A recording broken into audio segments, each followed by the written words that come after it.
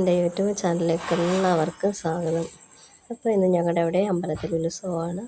അപ്പോൾ രാവിലെ ഞാൻ മുറ്റമൊക്കെ അടിച്ചു വാരാനായിട്ട് ഇറങ്ങി. മുറ്റമൊക്കെ അടിച്ചു വാരി ശേഷം പോയി കുളിച്ചു. കുളി കഴിഞ്ഞിട്ട് വന്ന് കുറച്ച് തുണികളൊക്കെ കഴുകിടാണ്ടായിരുന്നു, അതും കഴുകിയിട്ടതിന് ശേഷം കിച്ചണിൽ കയറി ചായയ്ക്ക് വെള്ളമൊക്കെ വെച്ചു.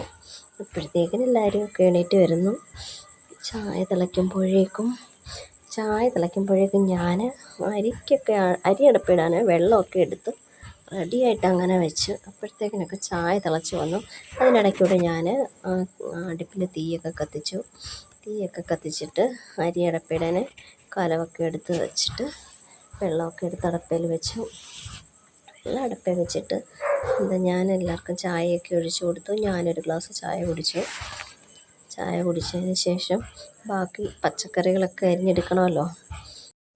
അപ്പം ഞാൻ അരിയും കൂടെ കഴുകി അടുപ്പിലിട്ടതിന് ശേഷം പോയി ഒരുങ്ങി. പൗഡറൊക്കെ ഇട്ട്, എനിക്ക് കുളിച്ചിട്ട് പൗഡറൊക്കെ ഇട്ടില്ലെങ്കിൽ മുഖത്തൊരു വല്ലാതെ പോലെ തോന്നും. അപ്പം ഞാൻ പോയി പൗഡറൊക്കെ ഒന്ന് ഇട്ട് ഒരു പൊട്ടുമൊക്കെ ഇട്ടു.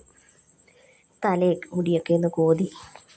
അതിന് ശേഷം ഞാൻ വീണ്ടും കിച്ചണിൽ കയറി പച്ചക്കറിയൊക്കെ എടുത്തു. കറികളൊക്കെ ആക്കാനുള്ള പച്ചക്കറികളൊക്കെ എടുത്തു. അതിന് ശേഷം പച്ചക്കറികളൊക്കെ ഞാൻ അരിഞ്ഞ് സാമ്പാറിനുള്ളത് ഫസ്റ്റിലെ അടുപ്പിൽ വെച്ചിട്ട് ബാക്കി പച്ചക്കറികളൊക്കെ അവിയലിനുള്ളതും പച്ചടിക്കുള്ളതും എല്ലാം അരിഞ്ഞ് റെഡിയാക്കി വെച്ചിട്ടുണ്ട്. അപ്പോഴത്തേക്കിന് സാമ്പാർ വെന്തതിന് ശേഷം അങ്ങനെ ഓരോ കറികളായിട്ട് മോരുകറിയായി.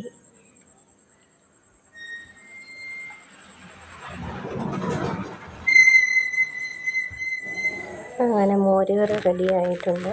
പിന്നെ അത് ഞാൻ റോസ് പച്ചടി വെക്കാൻ വെച്ചു. അപ്പം അതും കുട്ടികൾക്കൊക്കെ ഇഷ്ടമാണ്. അപ്പം ഒരു മധുരത്തിന് വേണ്ടി ഞാൻ ഇച്ചിരി ശർക്കരയൊക്കെ പാനി കാച്ചി അതിനകത്തിൽ ഒഴിച്ചിട്ടുണ്ടായിരുന്നു. അങ്ങനെ ഞാൻ വീണ്ടും പിന്നെ തോരൻ വെക്കാനായിട്ട് ഒരുങ്ങി. തോരനായി, അത് റെഡിയായിട്ടുണ്ട്. അത് റെഡിയായതിന് ശേഷം അപ്പോഴത്തേക്കിന് അവിയൽ അടുപ്പിൽ വെച്ചിട്ടുണ്ടായിരുന്നു. അത് വെന്തതിന് ശേഷം അതിനിടയ്ക്കൂടെ ഞാൻ പയർ ഇലവാക്കാൻ വെച്ചിട്ടുണ്ടായിരുന്നേ. അപ്പം പയർ ഇലവാക്കിയെടുത്ത് പരിപ്പ് കറിയും ആയിട്ടുണ്ട്. അത് കറികളെല്ലാം ഒരു മതിരിയൊക്കെ ആയതിന് ശേഷം ഞാൻ അണ്ടിപ്പരിപ്പ് മുന്തിരിങ്ങ എല്ലാം ഒന്ന് വഴറ്റിയെടുത്തിട്ടുണ്ടായിരുന്നു. എടുത്ത ചീനച്ചട്ടിയിലോട്ട് തന്നെ ഞാൻ സേമിയ പാക്കറ്റിൽ നൂഡിൽസും കൂടെ ഒന്ന് ചൂടാക്കി എടുത്തിട്ടുണ്ടായിരുന്നു. ചൂടാക്കി എടുത്തതിന് ശേഷം ഞാനൊരു ചെരുവത്തിലോട്ട് പകർന്നെടുത്ത് പാലൊഴിച്ച് പഞ്ചസാരയൊക്കെ ഇട്ട് ഏലക്കായും എല്ലാം ഇട്ട് അതൊന്ന് തിളപ്പിച്ചെടുത്തിട്ടുണ്ടായിരുന്നു. അങ്ങനെ പായസം റെഡിയായി വന്നിട്ടുണ്ട്. അതിന് ശേഷം ഞാൻ പപ്പടം കാച്ചിയിട്ടില്ലായിരുന്നു. അപ്പം പപ്പടം കൂടെ ഒന്ന് കാച്ചി വെക്കാമെന്ന് വിചാരിച്ചു. അങ്ങനെ പപ്പടം കാച്ചി എടുത്തിട്ടുണ്ട്. അപ്പം അങ്ങനെ എല്ലാം റെഡി ആയിട്ടുണ്ട്. പായസം, ഇഞ്ചി, മാങ്ങ, പരിപ്പ്, പിന്നെ വെള്ള പച്ചടി, റോസ് പച്ചടി, തോരന്, പിന്നെ അവിയൽ, പിന്നെ സാമ്പാർ, പിന്നെ മോരുകറി, ഇത്ര ഐറ്റങ്ങൾ റെഡിയാക്കി വെച്ചിട്ടുണ്ടായിരുന്നു. പിന്നെ അത് കഴിഞ്ഞതിന് ശേഷം ഞാൻ ഇല വെട്ടാൻ പാനിറങ്ങിയതാണ്. ഇല വെട്ടിയെടുത്തിട്ടുണ്ടായിരുന്നു. 3-4 ഇല വെട്ടിയെടുത്തുകൊണ്ട് വന്നിട്ടുണ്ടായിരുന്നു. അങ്ങനെ ഇല വെട്ടി കൊണ്ടുവന്ന് കഴുകി അത് തുടച്ച് അപ്പോഴത്തേക്ക് ഊണ് റെഡിയായി. അത് വിളമ്പാൻ സമയമായപ്പോഴത്തേക്കിന് ഊണ് റെഡിയാക്കി എല്ലാവർക്കും വിളമ്പി കൊടുത്തു. ഞാനും കഴിച്ചതിന് ശേഷം കുറച്ച് നേരം വിശ്രമിച്ചതിന് ശേഷം പിന്നെ 4 മണിയൊക്കെ ആയപ്പോഴത്തേക്കിന് ചായയൊക്കെ ഇട്ടു. അത് കുടിച്ചിട്ട് അമ്പലത്തിൽ പോകാനായിരുന്നു. അങ്ങനെ ഞാൻ അമ്പലത്തിൽ വന്നു. ഇപ്പോൾ കാഴ്ചകളൊക്കെ ആയിട്ട് ഇങ്ങനെ കുറേ നേരം ഇങ്ങനെ നിന്നു. കുറച്ച് വീഡിയോസുകളൊക്കെ ഇങ്ങനെ എടുത്തു. കുട്ടികൾക്ക് ഐസ്ക്രീമൊക്കെ വാങ്ങിക്കൊടുത്തു. അത് കഴിച്ചു.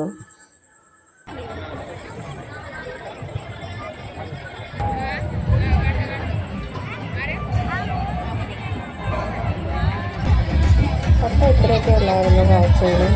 ഇത് അമ്പലത്തിലെ ഏറ്റവും വലിയ കാളയാണ്. 3 ചട്ടത്തിലൊക്കെ ഏറ്റെടുത്ത ഒരു കാളയാണ്. കാഴ്ചകളൊക്കെ കണ്ടു ഞങ്ങൾ തിരിച്ച് പോകാമെന്നൊക്കെ വിചാരിച്ചിട്ട് ഇങ്ങനെ നിൽക്കുകയാണ്.